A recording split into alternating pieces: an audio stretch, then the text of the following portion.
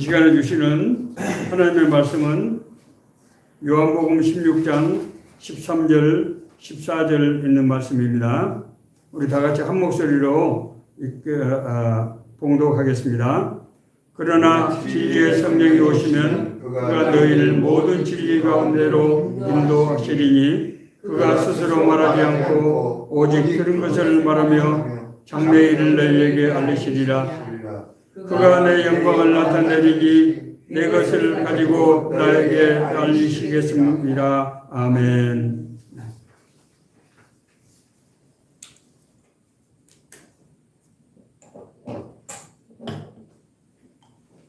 젊은 시절 제가 교회에서 지도하던 학생이 한 사람 있었습니다.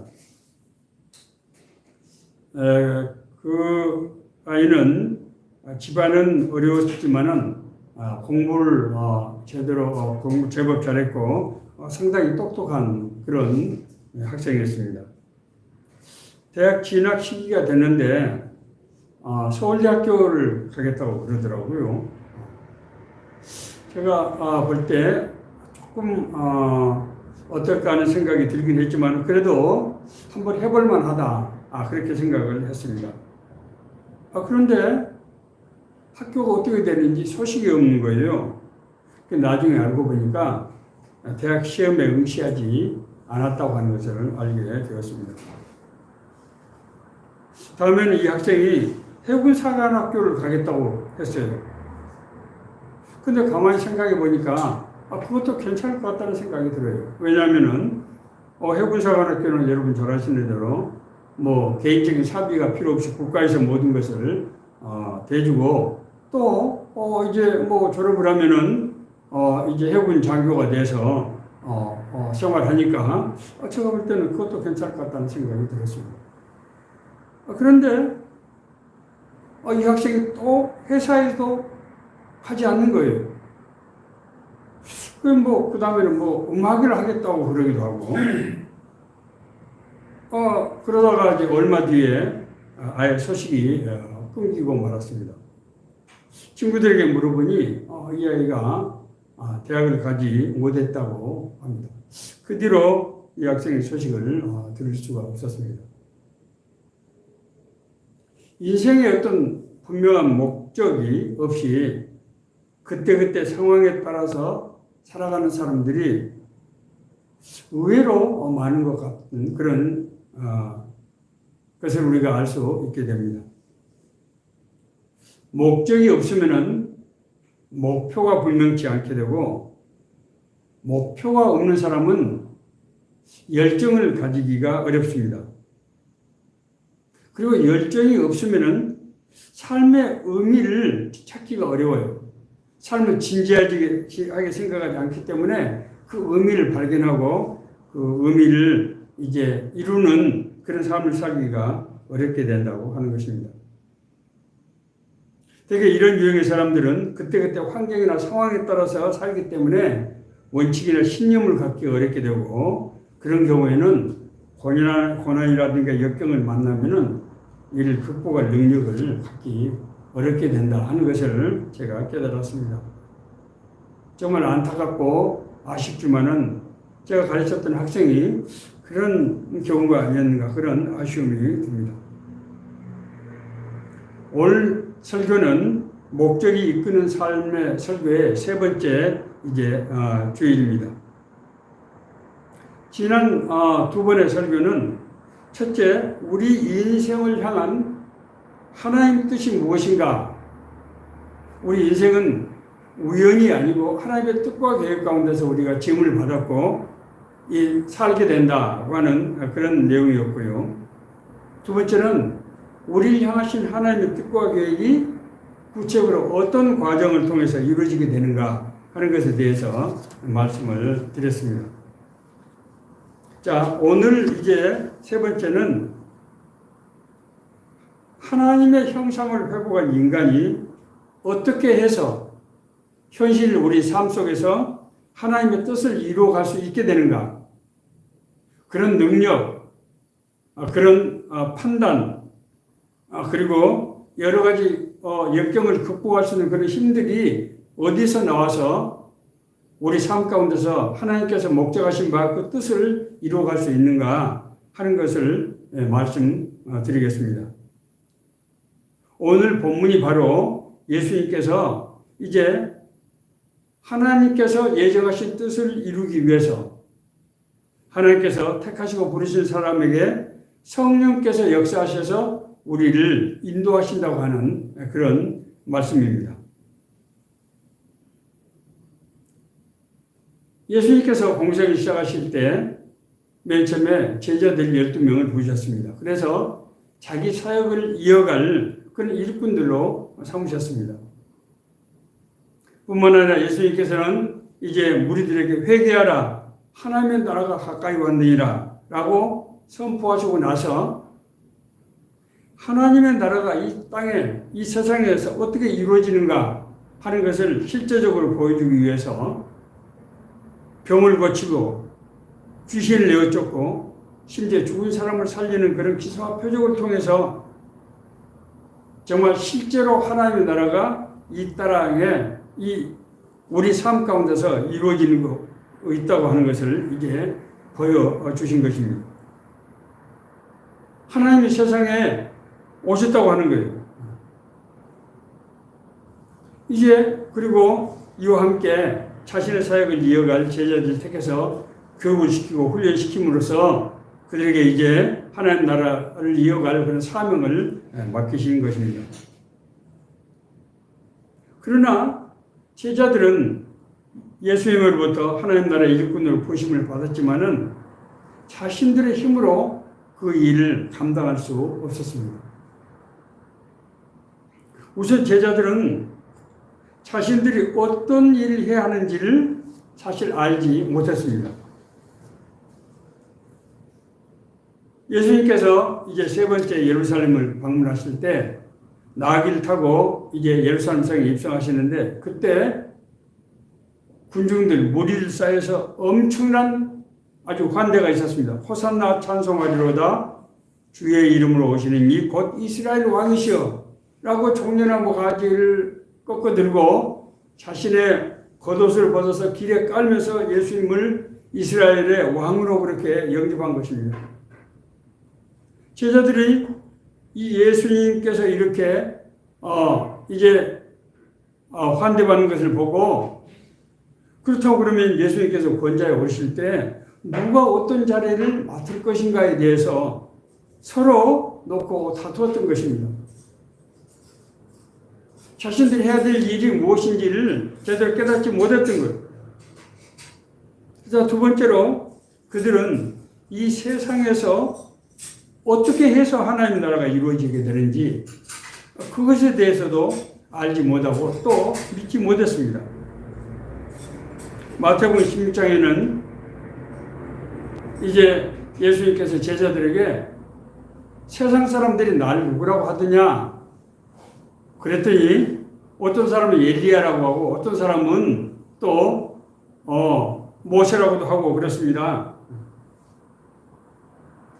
그때 베드로가 신앙 고백을 했습니다. 주는 그리스도시요 살아계신 하나님의 아들입니다 라는 신앙 고백을 했을 때 예수님께서는 이제 내가 예루살렘에 올라가서 장로들과 대제사장들과 서기관들에게 많은 고난을 받고 죽임을 당한 후에 제3일 후에 일어나 살아야 될 것을 제자들에게 말씀하신 거예요. 제자들에게는 도저히 믿기지 않은 그런 말씀이었을 것입니다. 그래서 이때 베드로가 예수님께서 항변합니다. 선생님, 그렇게 하지 마십시오.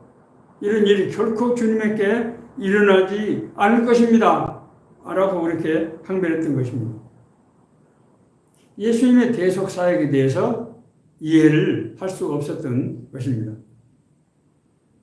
뿐만이 아닙니다. 예수님께서 십자가에 달리신 후에 제자들은 그 핍박을 견디지 못하고 고향 갈릴리로 돌아갈 수밖에 없었습니다. 이때 부활하신 예수님께서 갈릴리로 제자들을 찾아가셔서 자기를 따르지 못한 제자들의 허물을 용서하시고 다시 예루살렘으로 불러 올리셨습니다. 뿐만 아니라 성령께서 너에게 임하시면 너희가 권능을 받게 되고 그래서 나의 증인이 될 것이다 라고 하시면서 제자들 격려하시고 성령 강림을 약속하셨습니다. 이 말씀을 들은 제자들이 집중적으로 기도할 때 약속하신 그 성령께서 제자들에게 임하는 역사가 이제 일어났고 그 일을 통해서 하나님께서 저희들 부르신 예수님께서 부르신 그 일을 감당할 수 있게 되었던 것입니다. 이제 오늘 예수님께서 그러나 진리의 성령이 오시면 그가 너희를 모든 진리 가운데 인도하시리니 그가 스스로 말하지 않고 오직 들은 것을 말하며 장래일을 너희에게 알리시리라. 이렇게 말씀하시는 것은 바로 성령께서 제자들의 삶과 사역을 주관하시고 인도하셔서 그 일을 이루게 하겠다고 하는 것을 예고하시는 그런 말씀인 것입니다. 자, 여기서 우리는 제자들에게 역사하셨던 성령님의 역사에 대해서 어떤 역사가 일어나는지를 알 필요가 있습니다. 첫 번째는 성령님의 인도하심의 첫 번째는 제자들에게 예수 그리스도의 이 사역을 예수 그리스도께서 마친 이 위임하신 그 사역을 감당할 수 있는 그런 지식을 주신 것입니다. 성령께서 우리에게 주시는 은혜 중에 가장 중요한 또 그리고 첫 번째 은혜는 우리에게 하나님의 뜻을 하나님의 계획을 깨닫게 하시는 것입니다. 이제 제자들이 마가의 다락방에서 모여서 집중적으로 기도할 때 오순절 성령 강림 역사가 일어나는데 그때가 마침 어떤 때인가 하면은 이제 6월절 절기였는데 전 세계 각처에서 오는 디아스포라 유대인들, 흩어진 유대인들이 와서 예루살렘 성전에서 6월절을 지키는 그런 때였어요. 그런데 이 사람들이 자기들이 속한 나라의 언어로 하나님 나라의 놀라운 복음의 비밀을 듣게 된 것입니다. 그들은 깜짝 놀라서 도대체 어떻게 이런 일이 있을 수 있는가 하고 정말 궁금해하고 심지어 어떤 사람들은 저 사람들이 술 취한 것 아닌가 하고 조롱하기도 했던 것입니다. 그때 이제 베드로가 군중들 앞에서 복음을 전했어요. 그 복음의 핵심은 뭔가 하면은 너희들이 십자가에 못 박혀 죽인 그 예수 그리스도가 성경에 예언된 하나님의 메시아다. 너희들이 그 메시아를 모르고 죽였는데 지금이라도 회개하고 예수 그리스도 이름으로 세례를 받으면은 너희들이 구원을 받고 너희들이 아까 목도했던 너희들이 들었던 그 성령 강림의 은혜를 너희들도 입게 된다. 이런 말씀이었습니다. 제가 시간상 말씀을 줄였습니다만은 그때 베드로가 이 전한 메시지는 성경, 그 당시 성경 구약 성경이죠. 성경과 예수 그리스도의 사역에 정통한 사람만이 알 수 있는, 전할 수 있는 그런 메시지였어요. 성령께서 택한 사람에게 일을 맡기실 때 그 사람이 알아서 하도록 내버려 두시지 않고 그 사람이 무엇을 어떻게 해야 될지를 깨닫게 하시고 생각나게 하시고 인도하신다는 거예요. 제가 제 개인적인 경험을 여러 차례 여러분들에게 말씀드린 바 있습니다. 자, 두 번째로 성령께서는 우리를 하나님의 뜻과 계획을 하나님의 말씀을 알게 하실 뿐만 아니라 그 일을 이룰 수 있는 권세와 능력을 주신다는 거예요. 권능을 주시는 거예요. 하나님의 말씀은 살아있고 활력이 있어 좌우의 날선 어떤 검보다 예리하여 흉과 영과 관절과 골수를 찔러 쪼개기까지 하며 또 마음의 생각과 뜻을 감찰하시나니 하나님의 말씀은 단순한 지식이 아니고 우리 삶을 이제 이 감찰해서 우리의 혼과 영과 관절과 골수를 찔러 쪼개게 우리를 변화시키고 하나님의 뜻 가운데로 인도하신다고 하는 것입니다. 앞서 말씀드린 베드로의 그 설교는 신구약 성경을 압축한 엄청난 메시지뿐만 아니라 문제는 그 말씀을 들은 사람들이 심령이 회개하고 구원받는 역사가 일어났는데 3,000명이 일시에 회개하고 회심하는 집단적인 회심 현상이 일어났다는 거예요. 이 사람들은 불과 얼마 전까지도 예수님을 십자가에 못 박혀야 한다고 그렇게 주장하던 사람들이죠. 그런 사람들이 이 베드로가 전한 말씀을 듣고 집단적으로 회개하는데 이 중에 제사장들이 상당수가 있었다는 거예요.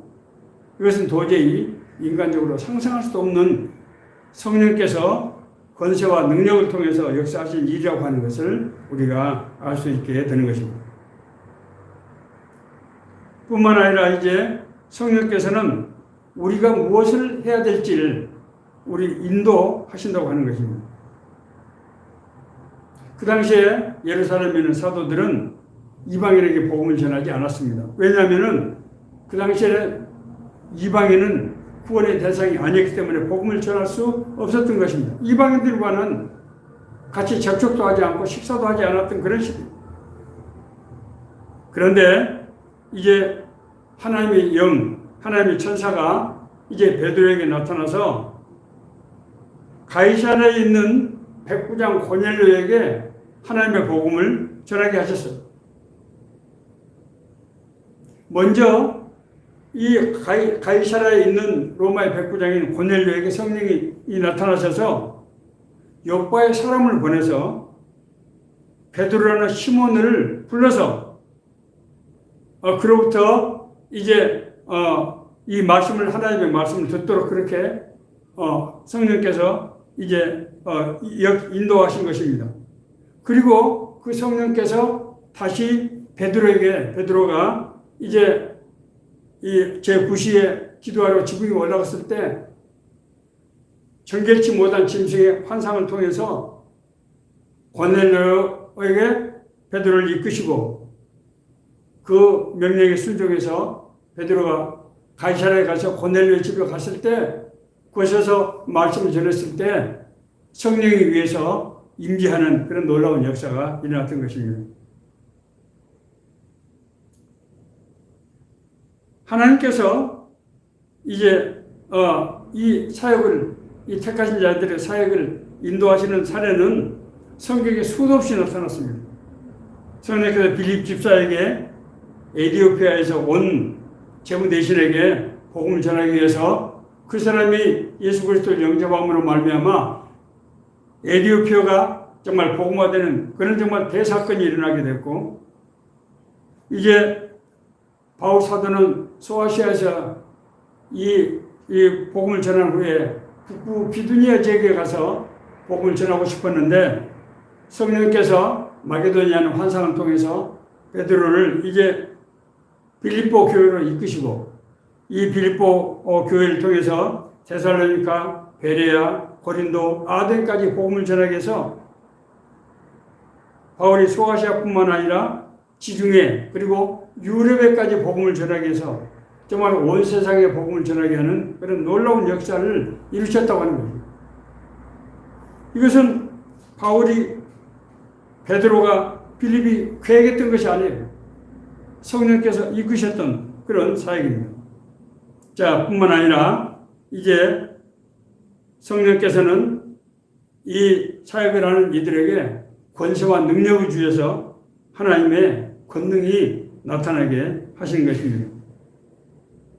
베드로는 루다에 있는 중풍병자 에니야를 일으켜서 뿐만 아니라 요바에 사는 다비다가 이제 사망을 했는데 그 사망한 다비다에 일어나라는 말을 통해서 그가 눈뜨고 일어나는 그런 이적을 행했던 것입니다. 이러한 권능은 베드로뿐만 아니라 바울을 비롯한 많은 제자들에게 공통적으로 나타난 그런 현상이고, 사실 이러한 기사와 표적은 예수 그리스도의 제자들의 증표가 될 만큼 그렇게 분명하게 나타났던 것입니다. 자, 이 말씀이 이 시대에 사는 우리에게 주는 메시지가 무엇인가 하는 것을 우리가 이해하는 것이 중요합니다. 왜냐하면 우리가 구원받고 거듭난 것은 예수님의 제자들이 했던 사역과 똑같은 예수 그리스도께서 하셨던 일과 똑같은 그 일을 위해서 우리를 부르셨기 때문입니다. 한마디로 말해서 오늘 이 메시지는 성령께서 택하신 자와 동행하신다는 거예요. 그들의 삶과 사역에 성령께서 동행하신다고 하는 것입니다. 제가 공직 은퇴한 이제 그 다음 해 2012년도에 6월 달에 DTS 훈련을 받고 이제 한 주간 이제 전도 현장 실습을 할 때 성령께서 우리 사역을 주관하실 뿐만 아니라 권능을 주셔서 그 일을 이뤘다고 하는 것을 이제 2차례 제가 간증을 한 적이 있습니다. 저희들이 그 보고서 이름을 동행이라고 붙였습니다. 동행. 주님께서 우리와 함께 하셔서 우리를 이끄셨다는 그런 신앙 고백입니다. 성령께서 우리와 함께 하신다고 하는 동행은 같이 간다는 뜻과 함께 사명의 길이라고 하는 두 가지 의미가 함축되어 있습니다. 동행은 그저 그냥 같이 간다는 뜻이 아니고 사명의 길을 같이 간다고 하는 그런 뜻이라고 하는 것입니다. 이렇게 하나님과 동행했던 대표적인 사람들이 성경에는 여러 사람들이 다 나와 있습니다만은 저는 대표적인 사람이 이제 다윗이 아닌가 생각이 됩니다. 우리 다 잘 아는 다윗의 대표적인 시편이라고 할 수 있는 시편 23편 여호와는 나의 목자시니 내게 부족함이 없으리로다 이렇게 시작하고 있습니다. 그가 푸른 초장으로 인도하시며 실만한 물가로 인도하시는도다. 푸른 초장에 우리를 누이시고 실만한 물가로 인도하시는도다. 여호와 하나님께서 우리와 함께 하시고 우리를 살게 하실 뿐만 아니라 우리 길을 인도하셨다는 고백을 다윗은 하고 있는 것입니다. 이 동행에는 두 가지 핵심적인 요소가 있는데 그것은 관계성과 사명이라고 하는 그런 두 가지 요소입니다. 관계성이라고 하는 것은 이 동행이라는 의미 속에 하나님의 사명 안에서 우리가 하나가 된다고 하는 그런 의미가 있습니다. 하나님의 사명 안에서 우리가 하나가 된다고 하는 것은 먼저 우리가 예수 그리스도와 하나가 된다. 하나님과 하나가 된다는 의미가 있고 두 번째는 그 일을 행하는 동역자와 하나가 된다고 하는 그런 의미가 있습니다. 우리가 하나님과 하나가 될 때 우리가 하나님 나라 일을 하는 사람들과 하나가 되는 그런 역사가 일어나는 것입니다.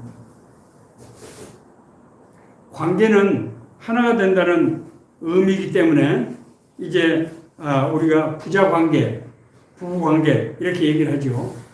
이 관계는 부자가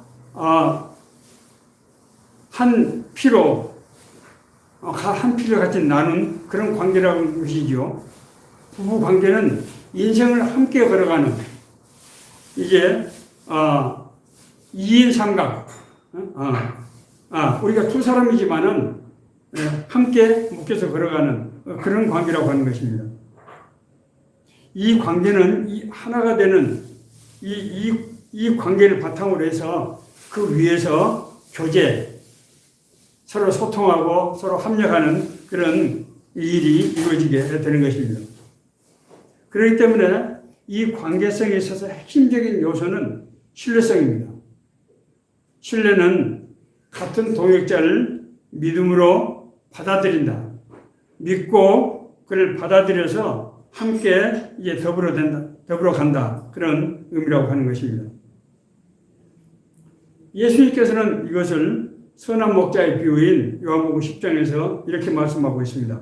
나는 양을 알고 양도 나를 아는 것이 라고 그렇게 말씀하고 있습니다.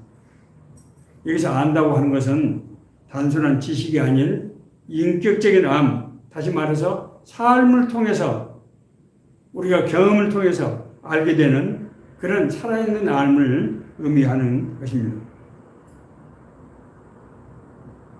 우리가 하나님과 동행한다고 하는 것, 우리가 사명 가운데서 우리와 동역자와 동행한다고 하는 것은 그들과 하나님의 일이라고 하는 그런 공통의 사명의 그 관계 안에서 서로 협력해서 선을 이루는 그런 관계가 된다고 하는 것입니다.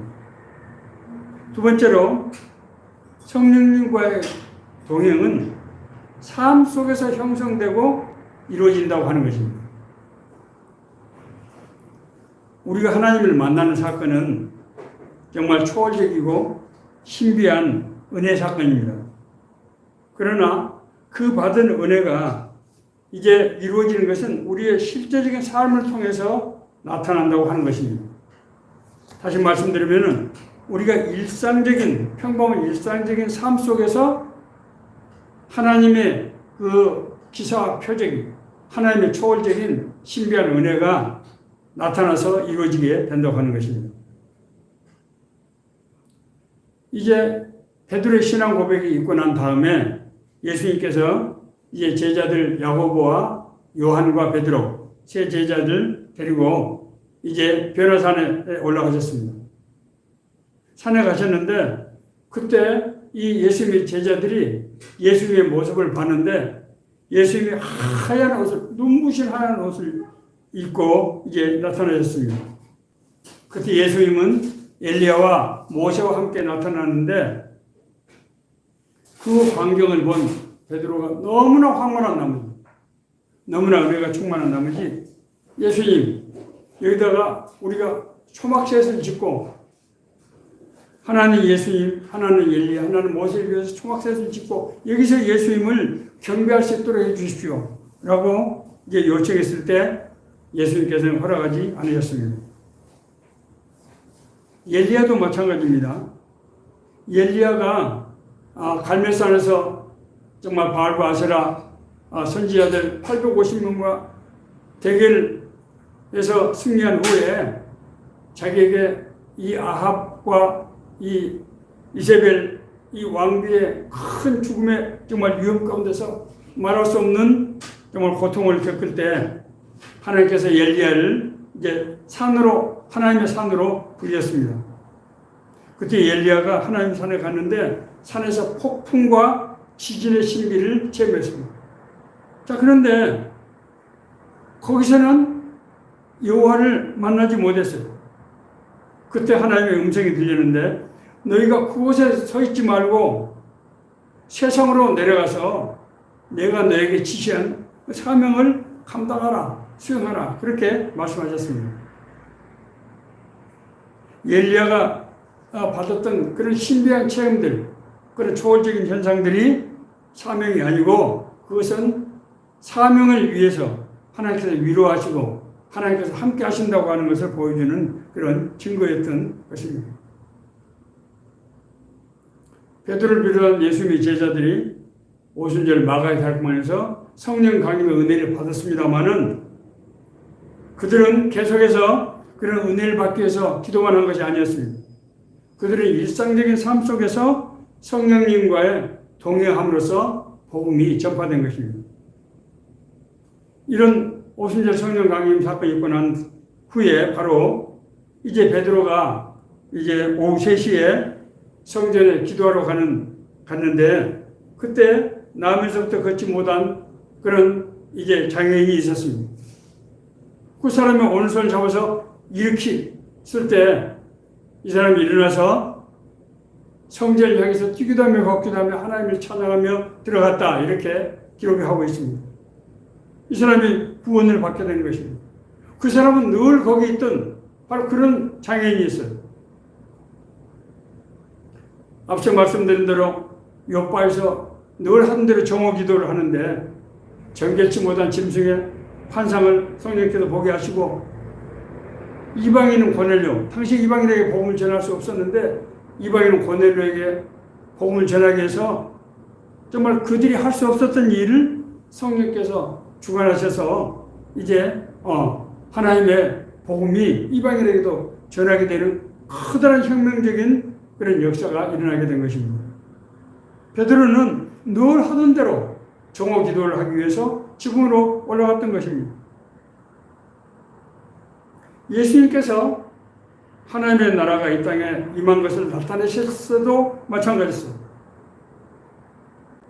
예수님께서 십자가에 달리실 때 사람들은 하늘에서 천둥과 번개가 막 치고 땅에 지진이 일어나서 기적이 일어날 것으로 기도했습니다. 그러나 그런 기적은 전혀 일어나지 않았습니다. 예수님께서는 주여 어찌하여 나를 버리시나이까 라는 외마디 비명을 지르고 십자가에서 숨을 거두신 것입니다. 그럼에도 불구하고 그 예수님의 십자가의 대속 사건으로 인해서 예수의 이름을 믿는 모든 사람들이 구원받고 거듭나는 그런 초월적이고 신비적인 그런 역사가 나타나는 것입니다. 예수님께서 이제 3년 동안 하셨던 사역도 보면은 예수님은 늘 정말 훌륭하고 정말 잘 나가고 정말 영향력 있는 사람들에게 복음을 전한 것이 아니고 가난하고 병든 사람들, 정말 고난 가운데 있는 사람들을 찾아다니면서 그들이 정말 삶의 한숨과 그 땀 냄새 나는 그들과 함께하면서 그 고통의 삶의 현장에서 그들을 위로하고 격려하고 복음을 전할 때 그들이 구원받고 거듭나는 현상이 일어났던 것입니다. 이 메시지가 우리에게 주시는 의미가 무엇입니까? 그것은 바로 삶이 바로 복음이라고 하는 것입니다. 삶 속에서 복음이 이루어진다고 하는 것입니다. 자, 이것을 우리가 구체적으로 한번 생각해 보자고요. 우리가 어떤 사람을 위해서 치유사역을 한다고 할 때 우리가 그 사람에게 안수를 해서 그 사람이 갑자기 병이 낫는, 물론 그런 경우도 없지 않습니다만은 그런 경우보다는 대부분의 경우에 우리가 그 이름을 부르면서 일상적으로 늘 기도하고 정말 방문해서 위로하고 격려하고 같이 시간을 보내고 이런 이제 과정에서 그 사람이 정말 마치 짙은 안개가 사라지듯이 치유되고 회복되고 신앙으로 인도받게 되는 그런 일들, 그런 일상적인 일들을 통해서 하나님의 능력이 초월적인 신비한 그런 능력이 나타나게 된다고 하는 것입니다. 우리가 사역 중에서 어떤 사람의 모임이라든가 누구 소개로 찾아오게 되거나 또 일상적인 어떤 일로 만나게 된 그런 사람들을 통해서 우리가 하나님의 뜻 가운데 인도함을 받고 하나님의 부르심이 이루어지는 그런 경우가 얼마나 많습니까? 저는 이제 직장 생활을 할 때부터 30년 동안 직장선교, 일터선교 사역을 해왔는데 그것은 당시에 최봉호라고 하는 산업은행의 대리였던 그 형제님을 만나서 식사 한번 하는 것이 제 인생이 바꾼 그런 계기가 됐던 것입니다. 그 뒤에 정말 그 부르심이 하나님의 계획했다고 하는 것을 알게 되는데 그런 놀라운 일이 너무나 평범하게 그냥 누구 소개로 우연히 만나서 식사 한번 한 것이 나의 삶을 이끄는 그런 계기가 됐다고 하는 것입니다. 우리 삶에 이런 성령님과 동행이 있다고 하면 얼마나 좋겠어요. 여러분 그렇지 않습니까? 정말 그런데 자 우리가 생각해 봅시다. 우리가 하나님과 성령님과 이런 동행하는 삶을 어떻게 하면 살 수 있습니까? 그것은 우리가 예수님이 하셨던 것처럼 예수님께서 우리에게 약속하셨던 것처럼 예수님의 말씀에 순종해서 그렇게 하면은 성령께서 우리와 동행하신다고 하는 거예요. 예수님을 만난 사람들은 예수님께서 대부분 찾아가셨어요. 예수님은 자기에게 나온 사람들이 아니고 나그네, 병든 사람, 가난한 사람, 고난 가운데 있는 사람들을 찾아다녔어요. 수가성의 여인을 찾아가서 만나셨고 자기를 보기 위해서 온 삭개오를 예수님이 부르셔서 그 집으로 들어가셨고 예수님께서 행하신 이제 베데스다 목가에서 정말 38년 동안이나 이제 누워있던 사람을 예수님께서 찾아서 만나셨고 그 사람들을 통해서 성령님이 역사하시고 인도하셨다고 하는 것입니다. 저도 마찬가지입니다. 제가 그런 직장선교 사역을 할 때 함께 했던 대부분의 사람들은 그 사람들이 날 찾아온 것이 아니고 제가 찾아가서 만났던 그 사람입니다. 친구를 소개받기도 하고 또 평소에 내가 봤던 정말 사람이 신실하고 그런 사람들 아니면은 직장에서 어려움을 겪는 사람들 그 사람들을 찾아가서 만났을 때 그 사람들이 제 말에 따라서 같이 동참했고 정말 놀라운 것은 그 사람들이 마치 기다렸다는 듯이 정말 이 부르심에 따라서 함께 동행하게 됐다고 하는 것입니다. 제가 무슨 능력으로 그런 사람들의 삶을 그렇게 이끌 수 있겠습니까?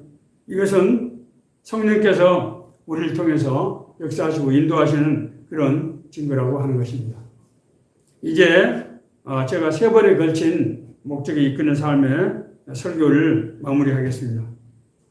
자, 첫째는 우리는 우연히 태어난 것이 아니고 이 세상에서 하나님의 뜻과 계획을 이루기 위해서 태어났다고 하는 것을 우리가 믿어야 된다고 하는 것입니다.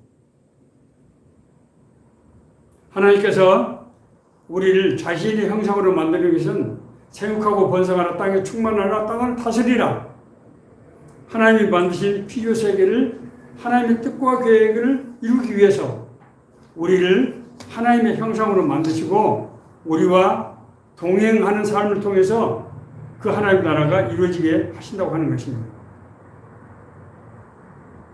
그래서 우리를 통해서 이루어진 하나님의 나라는 우리의 삶 가운데서 하나님의 뜻 가운데로 인도함을 받고 그 인도하심 가운데서 이제 이루어지게 된다고 하는 것을 우리가 알아야 된다고 하는 것입니다. 예수 그리스도를 통해서 우리가 하나님의 형상이 회복되는 은혜를 받은 것을 우리가 구원이라고 합니다. 우리가 구원받은 것은 다시 말씀드리면 우리 안에 잃어버린 하나님의 형상을 회복하기 위한 것이라고. 하나님께서 우리 형상을 회복하기 위한 것은 앞서 말씀드린 창세기 1장 27절 28절의 말씀 생육하고 번성하고 땅에 충만해서 땅을 다스리려고 하는 그 일을 하기 위해서이기 때문에 잃어버린 하나님의 나라를 회복시키기 위해서 예수 그리스도를 통해서 우리를 구원하셨다고 하는 것입니다. 그리고 앞서 예수님의 제자들이 구원을 받았지만은 성령이 임하시기 전에는 하나님 나라의 일을 할 수 없었던 것처럼 성령이 임하시고 난 후에 우리들에게 우리의 갈 길, 우리 해야 될 일을 인도하시고 우리에게 권세와 능력을 주시고 우리와 함께 하심으로써 그런 하나님의 나라가 우리 삶 가운데서 이루어지게 된다고 하는 것입니다. 우리는 내가 어떻게 하나님의 나라의 일을 할 수 있느냐? 나는 직장에 바쁜 사람인데, 나는 먹고 살기도 힘든 사람인데, 오늘 성경 말씀은 하나님께서 하나님의 일을 감당하기 위해서 오히려 우리를 보호하시고 우리를 먹이시고 입히시고 우리를 인도하셔서 우리 삶 가운데 하나님의 나라가 이루어지게 하신다고 하는 것입니다. 자, 그러므로 우리가 해야 될 것은 무엇입니까? 우리가 성령 충만을 구해야 합니다.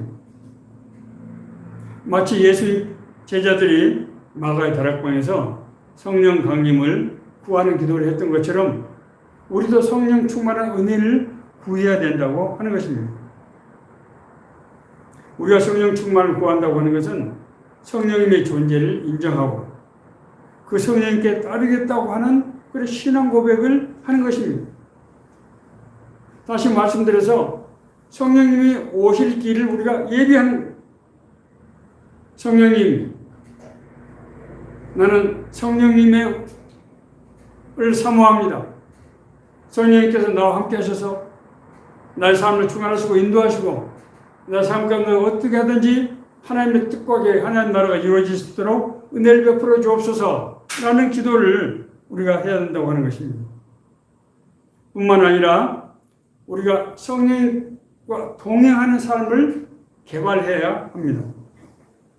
앞서 말씀드린 대로 성령님이 오시는 것은 초월적이고 신비한 그런 은혜. 그런데 초월적이고 신비한 은혜를 우리에게 주시지만은 그 은혜가 이루어지는 것은 우리 일상적인 삶 가운데서 이루어진다고 하는 것입니다. 초월적이고 신비한 은혜가 우리에게 임하는 것은 우리가 할 수 있는 것이 아니에요. 그건 성령께서 우리에게 주신 절대적인 은혜입니다.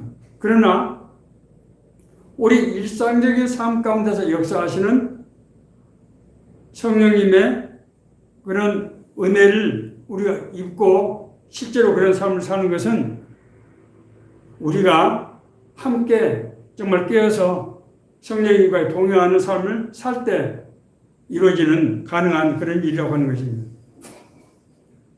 다시 말씀드리면 우리는 일상적인 생각과 말과 행동이 성령께서 함께 하시고 인도하신다고 하는 것을 우리가 의식해야 된다고 하는 것입니다.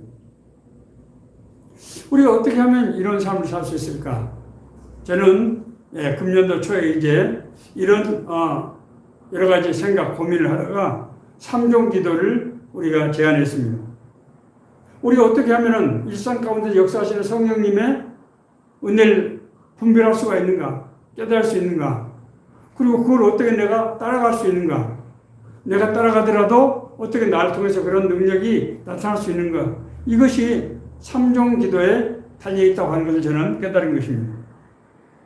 3종 기도는 이제 하루 시작하기 전에 하는 조도, 그리고 하루 일상을 마치고 나서 하는 이제 만도, 그리고 중간에 우리가 하루 일을 살아가면서 늘 그때그때마다 성령님과의 교제하는 그런 오도, 이 세 가지로 구성이 됩니다. 조도는 하루 일을 시작하기 전에 오늘 하루에 내가 해야 될 일, 또 계획하는 일들을 성령님과 같이 나누는 그런 기도입니다. 하나님 아버지, 오늘 거룩한 주일, 오늘 주일 예배를 저희들이 드려야 되는데 성령님께서 예배를 인도해 주십시오. 제가 말씀을 전하기는 하지만은 그 말씀을 듣고 어떻게 변화시키는까지 할 수 있겠습니까? 인간의 능력으로. 성령께서 함께 해주셔서 이 말씀을 듣는 자들의 마음속에 변화가 있게 해주시고 그들 마음속에 그들 삶 속에서 하나님의 인도하시는 역사가 나타나게 해주십시오 라고 기도하는 것입니다.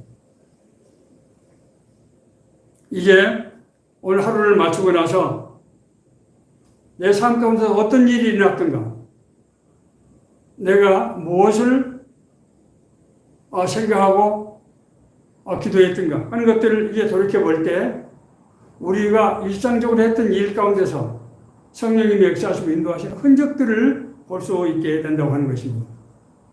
그러기 위해서는 우리가 이제 하루를 살아가는 우리가 여러 가지 하는 일 그때그때마다 성령님께서 함께 해주시고 인도하시도록 그런 마음을 가지고 행하고 또 그런 기도를 할 때 우리는 주님과 동행하는 삶, 그 삶 가운데서 주님과의 동행하는 역사가 이제 이루어지게 되고 그것이 성령님의 인도하심 가운데서 하나님의 뜻 가운데 인도함을 받는 삶을 살게 된다고 하는 것입니다. 오늘날 우리가 정말 무엇을 어떻게 해야 될지 알지 못하는 혼돈과 불안의 시대를 살아가고 있습니다. 오늘 우리에게 주시는 이 말씀이 우리의 갈 길 인도하시고 우리를 주관하시는 우리의 주관하시는 은혜를 베푸시는 하나님의 생명의 말씀, 은혜의 말씀 되기를 간절히 바랍니다.